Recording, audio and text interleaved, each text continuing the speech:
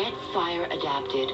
Learn what you can do now to reduce wildfire damage later at fireadapted.org. A public service message brought to you by the U.S. Forest Service and the Ad Council. Learn more at fireadapted.org. WIFO 105.5 FM Jessup, Big Dog Country.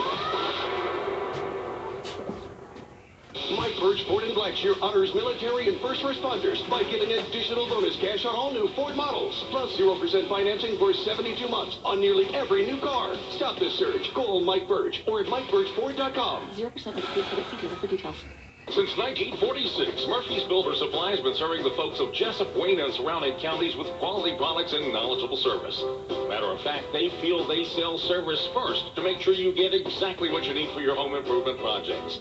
And with each employee at Murphy's being there for 10 years or more, you know you're talking with someone with the experience to help you with building supplies, tools, paint, and all the things you need from a full-service hardware store. The best choice in home improvement is Murphy's Builder Supply, 156 Northeast Broad Street, Jessup. This is a special announcement. As a good neighbor in this community, Republic Services of Georgia is proposing changes to Wayne County officials.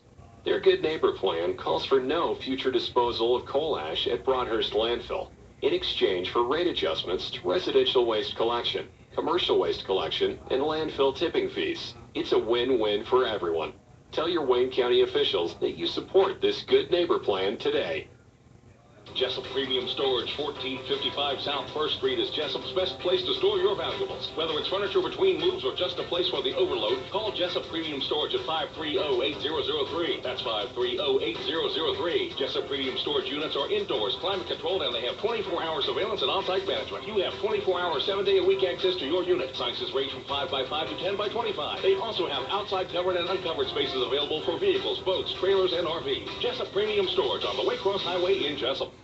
Save thousands over the life of your car loan with 0% financing on 2017 F-150s, plus $1,000 trade-in assistance at Mike Birch Ford in Blackshear. No fake deals here. It's our summer savings event, and it won't last. Stop the search. Call Mike Birch. 0% with a pre-credit fee dealer for details. 105.5 FM in Jessup, WIFO FM in Jessup, Big Dog Country. 3 minutes after 8 o'clock. It's a Tuesday morning, 3rd day of October. Butch Hubbard here with you on the Big Dog. Looking for partly sunny skies today, 20% chance of showers, which some of us have already had this morning. High today of around 79 degrees. The automotive levels of 4.6 feet and falling.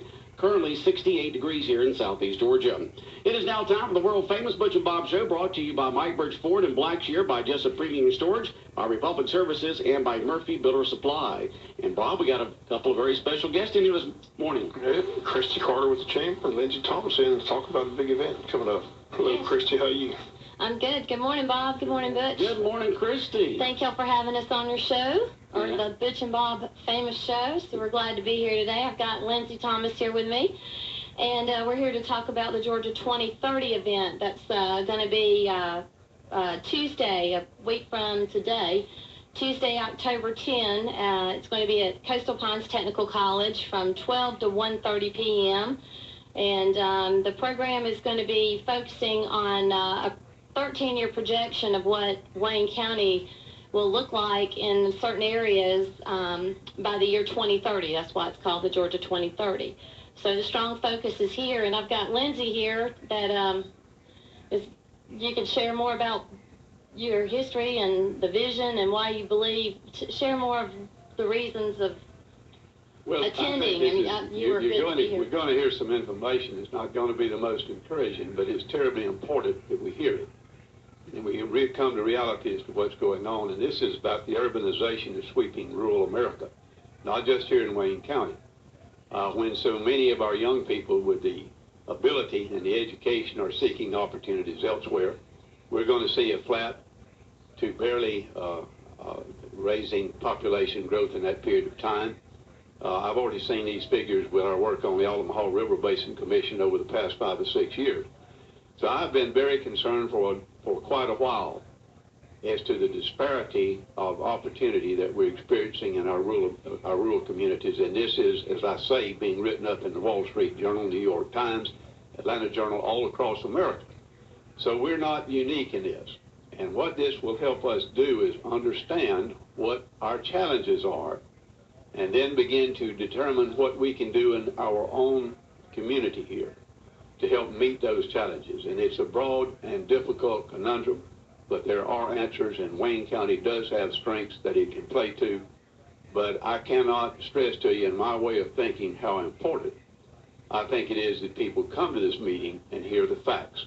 We don't need to be out there operating under some rose-colored set of glasses thinking that things are going to be fine, because unless we meet these challenges, it's not going to be fine. And some of these eye-opening projections that we'll hear about Wayne County and what it's going to look like in 2030, population to include millennials and Generation Z growth, the dropout rate, you'll even hit on the obesity rate also.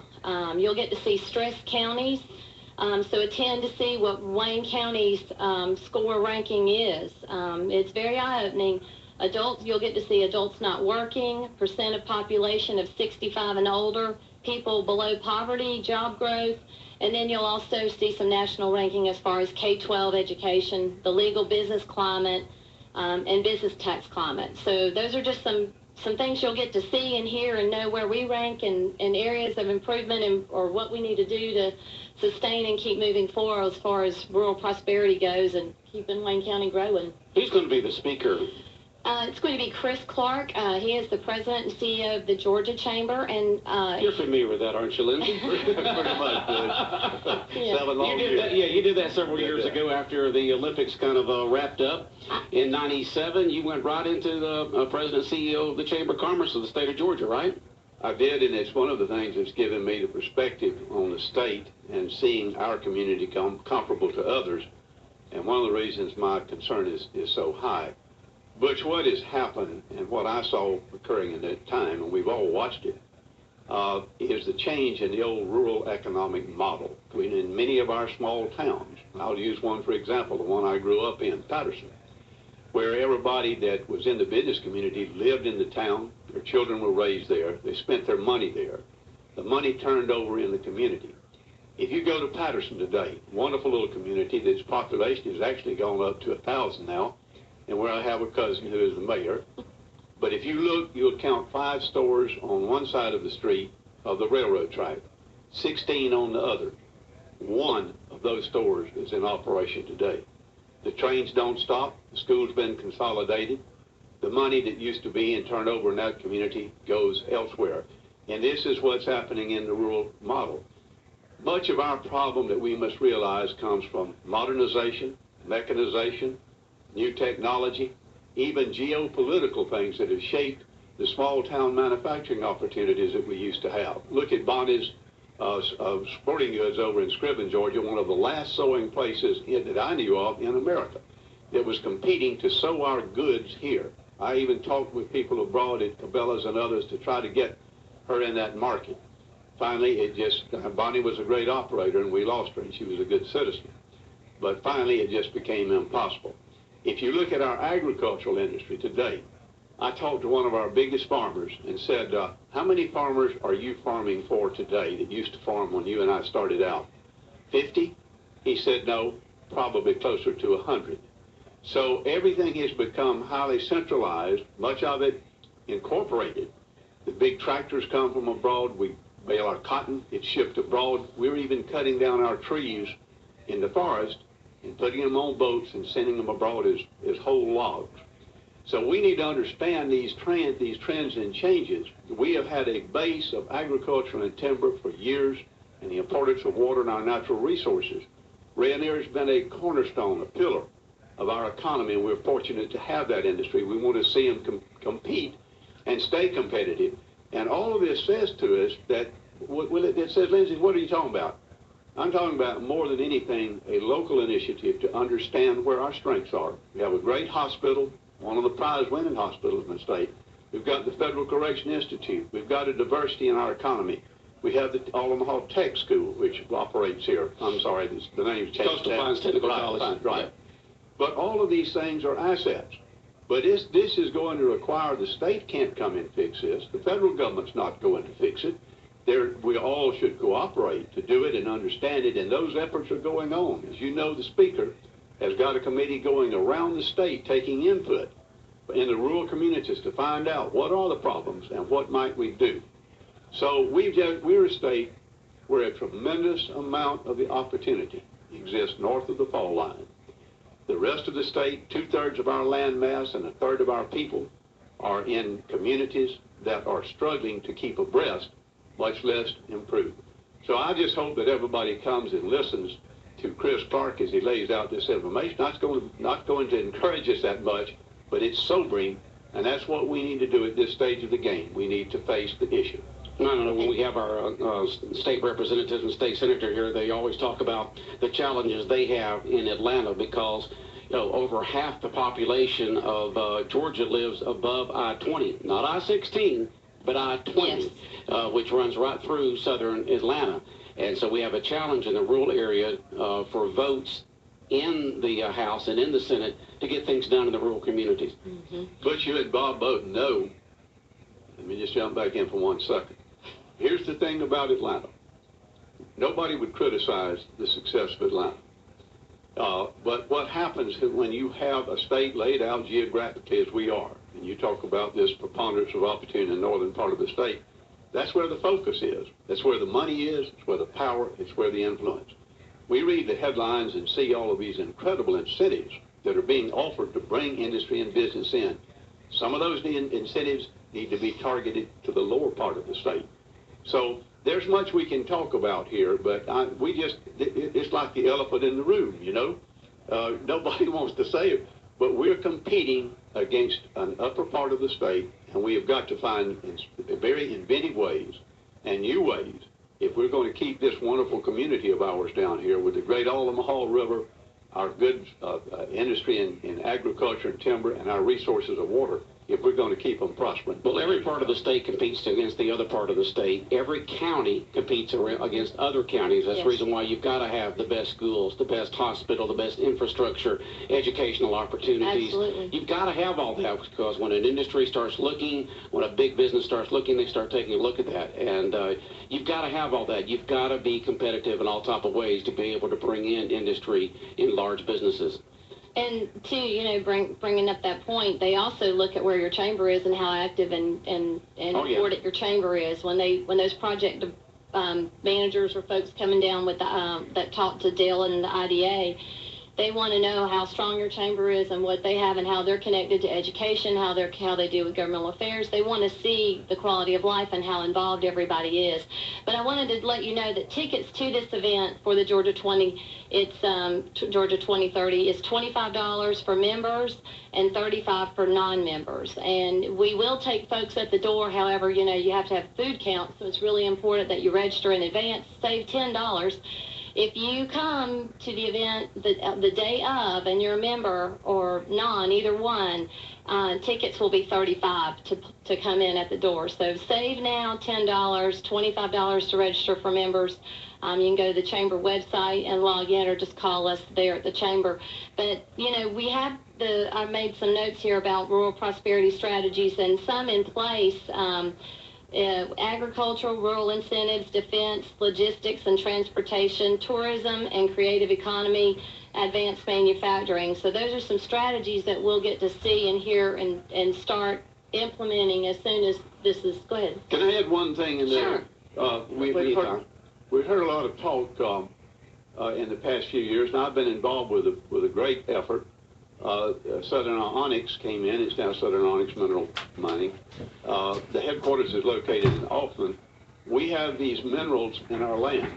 It's a product of a geological phenomenon where all of this washed down from the northern part of the Appalachian Mountains and was deposited by the ancient seashores and strands, which have been worked pretty much as industrial timberlands, where we have come up with a method, Southern Onyx has, of continuous extraction that puts the land right back doing what it was doing and extracts very valuable minerals that help not only here in our economy, but in the domestic economy and in the international economy. But here is where we work with the environmental community. We have an excellent person in Jim Renner and the new manager, Stuart Forster, who is running this operation. We've added 100 jobs in this communities down here in Patterson, down in the mining operation in Pierce County, at Offerman, Georgia, where the mine is, the mill is located, and the mine's down in Charlton County. And we've invested probably close to $100 million and with great salaries. So we're extracting a natural resource, and there are deposits here in Wayne County. There are deposits on up that strand of what's called Trail Ridge. And we're trying to expand that operation, and it poses a great opportunity for us because it generates jobs and income, and we're treating the environment in a way that is sensitive and taking care of it at the same time. It's a good model of how the environmental community and the business community can work together, and the development community, to see that we have this access to this kind of value. What will the expansion of the Savannah port and, of course, the Brunswick ports mean to us here in Wayne County? Does that give us a greater opportunity to be able to grow, let's say, the more of the inland counties in rural Georgia? Well, those ports have an incredible influence throughout our area, and certainly they will. The question is, will it just be places where we assemble and pass on products that are stocked here and assimilated, or whether we can actually come up with things that we can begin to locate here that are providing products manufactured and made for the ports. And that's where my hope is. But the ports have an incredible influence. It's one of our biggest economic entities, both in Savannah and Brunswick. And we're closely located. That's one of our plus assets here in the county. Okay.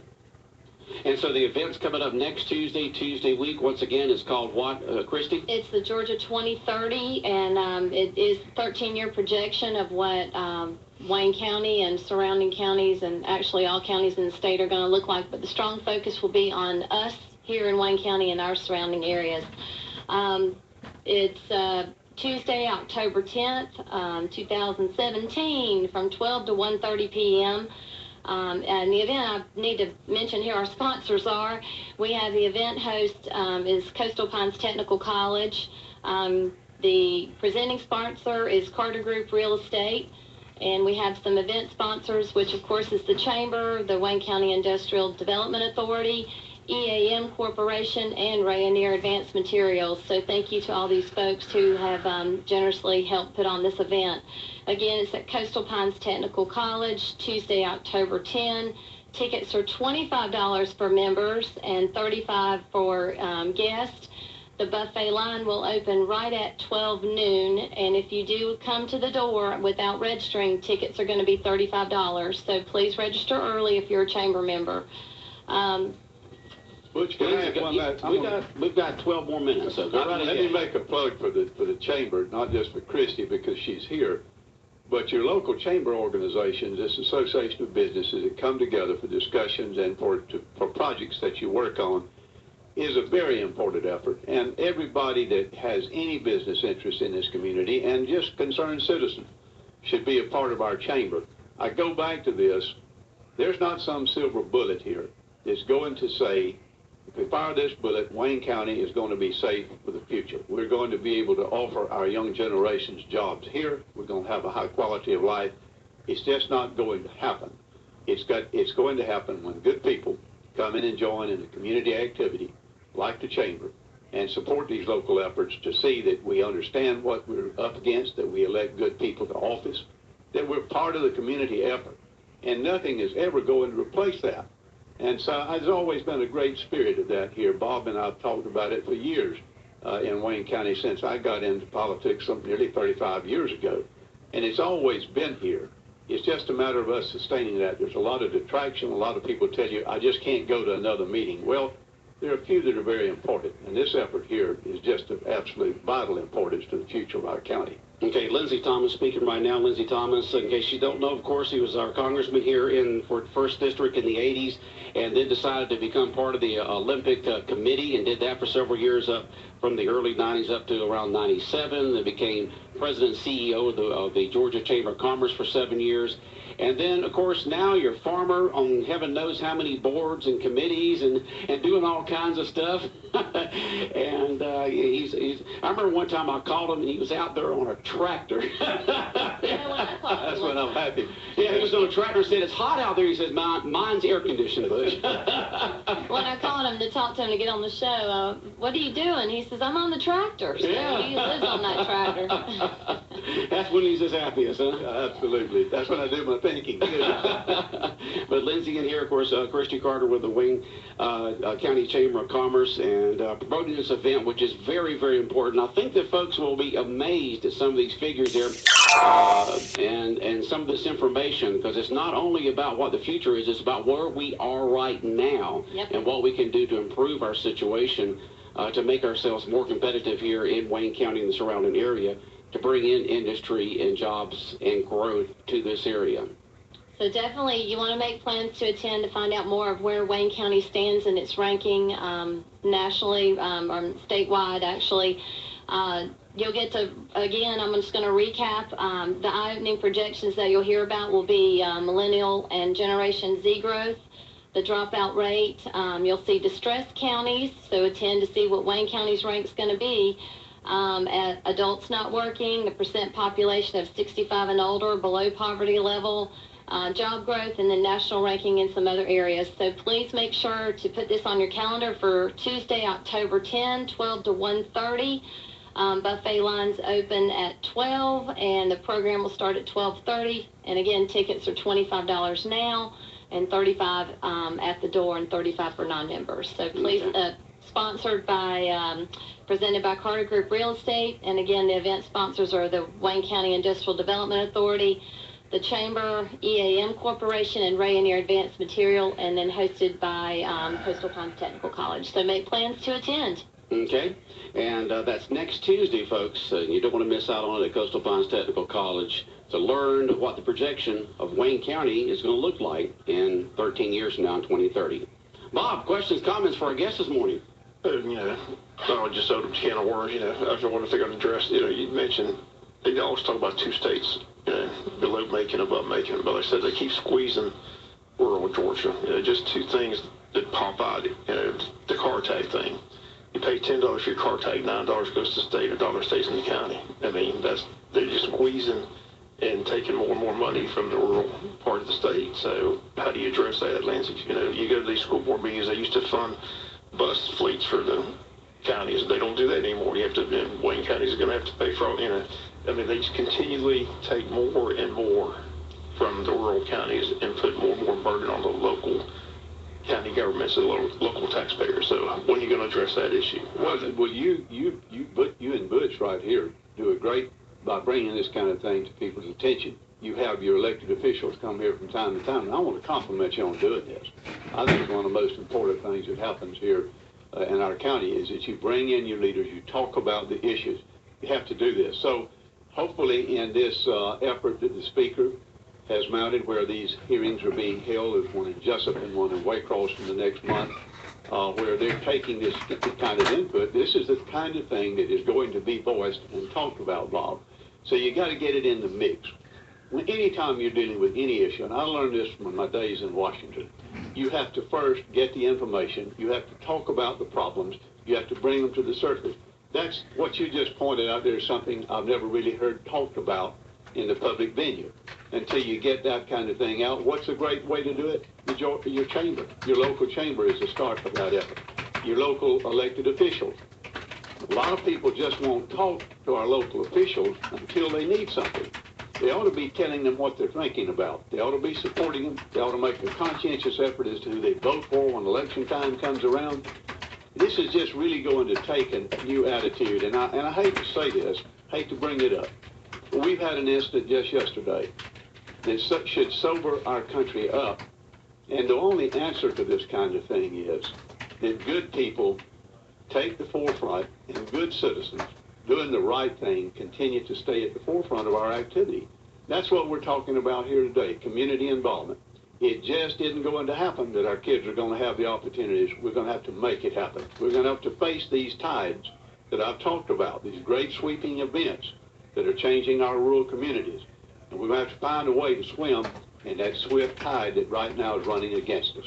Well, we had the eggs and issues in January before the state lectures, before the state representatives and state senators go up to Atlanta. Great time to sit out there in the audience and talk to them, ask them questions about what's coming up in the upcoming session. And then afterwards, we have a follow-up get-together with them on what happened up there. I know the Chamber of Commerce does a great job of trying to putting the elected officials in here in front of the public for questions to be asked. We also have the Okefenokee occasion, too, that follows up when we go up for the Georgia Chamber Eggs and Issues, the one on the state level. That day, it's in January, and then that evening, that's a breakfast in the morning, and then in the afternoon, it's the Okefenokee occasion, which is 17 counties that represent just a local area. But yes, we do have the post-legislative coming up, and then, you know, and I believe in sometime earlier in the year, we have our local Eggs and Issues. And so, here on, of course, we have Bill and Chad and Blake on here on a regular basis to talk, especially when it gets closer to the session coming up. We'll have them on here to talk about different things coming up on what can be done from under the Gold Dome up there on what can be done to help rural counties. But I'm looking forward to this, the 2030 initiative coming up next week on Tuesday at the Coastal Pines Technical College. It's going to be good to go in there and see where we are now, where we're projected to be in 2030, and what we can do between now and then to change what that projection is before 2030 gets here. And the guest speaker is Chris Clark, the president, the current and president and CEO of Georgia Chamber. So we're glad to have him come down for this. Yeah, and it's good to have him in here, a position that Lindsay held for 7 years back in the 90s, and it's a very important position for the state of Georgia, for the Chamber of Commerce's throughout the state of Georgia to have a state voice. And of course, businesses and industry can also be part of the Georgia Chamber of Commerce, in addition to their local chamber. And this initiative helped the Georgia Chamber be the Chamber of the Year this year. So they recently won that award for this 13-year projection. All right, yesterday you sent me a text, Christy, on about an event coming up in November that just you already had planned. Yes. It was already set before the events happened yesterday in Vegas. And coming up and on November 14th, you've got, tell folks. Yes, it's the Coastal Pines Technical College is our title sponsor for the Chamber Business Series, and we put on, they're like lunch and learns, and we put on about 4 of them a year. And one of them is the active shooter and game presentation.